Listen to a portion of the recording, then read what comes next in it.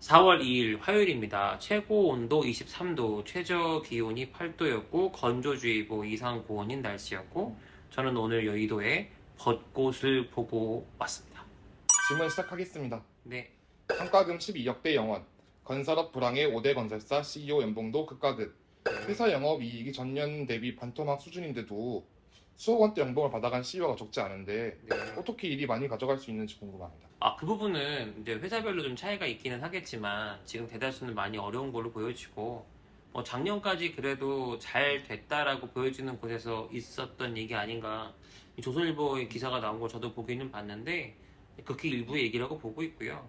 전반적으로는 좀 많이 어려움을 얘기를 토로를 하고 있고, 실제로 4월 달에 폐업을 하거나 부도가 나는 업체들도 생각보다 적지 않은 걸로 알고 있어서 지금 전반적인 흐름은 좀 많이 어려운데, 그럼에도 불구하고 이렇게 성과급을 12억이나 받아가는 회사도 있다라고 하니 더 열심히 일을 해야 되지 않겠는가. 힘들다 어렵다만 할 게 아니라 조금 더 파이팅 해야 되지 않을까, 그런 생각을 하게 되는 기사였습니다.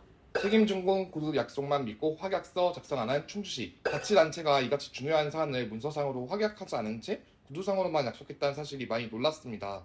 원래 이런 경우가 비일비재한지도 궁금하고요. 그래요. 이거 흔한 일은 아니죠. 근데 이제 책임진공해주겠다는 구두 약속만 믿고 확약서를 작성 안 했다라고 하는 부분은 뭐 담당자가 뭐 이렇게 실수를 했다라고 그냥 볼 것이냐, 아니면 이게 의도적인 실수라고 곡해를 해서 볼 것이냐, 시각의 차이가 있을 것 같긴 합니다만, 통상적으로 좀 일하는 사람의 스타일에 따라서 케이스 바이 케이스인 것도 본 적이 있어요. 뭐 예를 들면은 이것보다 좀 작은 사업이기는 하지만 뭐 책중까지는 아니어도 유치권 포기각서나 아니면은 뭐 확약서 이런 거를 받는 은행도 있고, 받지 않고 그냥 하는 경우도 있더라고요.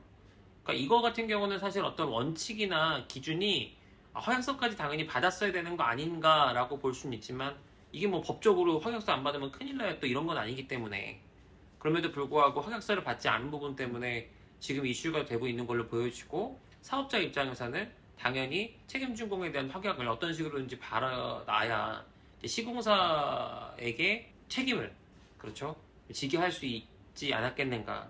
그러니까 여기에서 볼 수 있는 거는 건축사업 관리를 담당했던 담당자가 전문성이 결여됐다라고 밖에 볼 수 없는 분야가 있고, 그래서 발주처에서 발주를 할 때 전반적인 요구사항 정의뿐만 아니라 이런 어떤 법규적인 부분까지도 잘 살피는 게 필요하다, 이렇게 보여지고 그런 거를 좀 느끼게 해주는 그런 기사였다고 봅니다. 신규 대출 멈춘다. 저축은행 MP의 매각 충당급 적립 주벽. 정부 양문석 작업 대출 의혹. 새마을금고 전수조사할 수도. 이번에 이제 선거를 앞두고 좀 이렇게 불거진 부분이죠. 그러니까 이게 작업 대출이냐 아니냐를 판단하는 것도 섣불리 해서는 안 되는 부분이라고 생각을 하고요.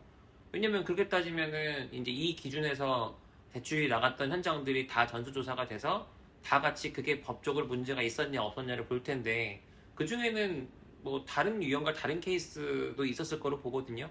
그러니까 결론적으로는 새마을금고에서 편법 대출을 해줬냐 안 했냐라고 하는 측면이 조금 강조돼서 보여지는 부분이 될 텐데, 여기에서 파생될 수 있는 거는 잘못하면은 대출 회수가 전면적으로 일어날 수도 있는 상황이 될 수도 있고, 그렇게 되면은 사업장들이 어려움을 줄 수 있는 여지도 생길 수 있을 것 같고, 근데 이게 하필이면 선거 전이고 국회의원 후보로 인해서 발생된 일이다 보니까 사실 뭐라고 말하는 게 상당히 조심스러운 상황이긴 합니다. 그러니까 사실 작업대출이라고 딱 이렇게 얘기하기에도 일반적으로 사람들이 그런 방식의 대출을 처음 있었던 일이다 이라기 보기에는 뭐 종종 있어 왔었던 분야이기도 하니까요. 근데 물론 그게 정상적으로 정당한 대출이냐 문제 없는 대출이냐라고 하기에는 또 다른 시각이 있을 수가 있겠고요. 그럼에도 불구하고 뭐 이런 부분에 대해서는 만약에 전수조사가 일어난다면 새마을금고만 일어나겠습니까? 그러면 또 관련해서 2금융권 또 1금융권 다 또 이런 방식으로 대출을 족죄는 일이 일어날 텐데, 뭐 그런 부분들이 얼마나 갈지는 지켜봐야겠죠. 하지만 단정 짓는 건 조금 신중하게 봐야 되지 않겠느냐라는 시각입니다. 침체 심화 시그널, 은행 깡통 대출 증가, 건전성 경고 등 대손 충당급 정리 확대와 건전성 관리가 그 어느 때보다 중요해 보입니다.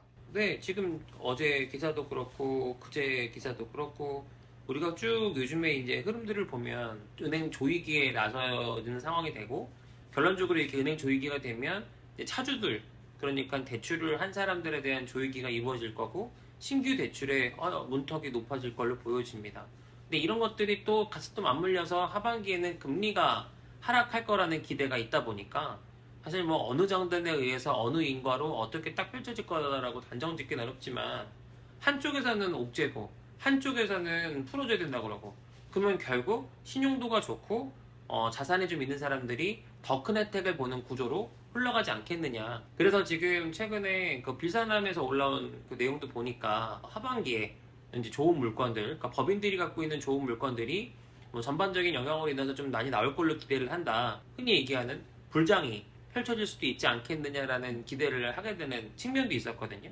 그러니까 결과론적으로 지금 시장에서 시각의 차이, 그러니까 어렵다 하면 그 시각이 누구 시각에서 어려운 건지를 잘 판단해 볼 필요가 있다고 생각을 하고 그 반대에 있는 경우라면 잘 준비해서 큰 부자가 될 수 있는 기회라고 생각을 합니다. 네, 제가 준비한 질문은 끝났습니다.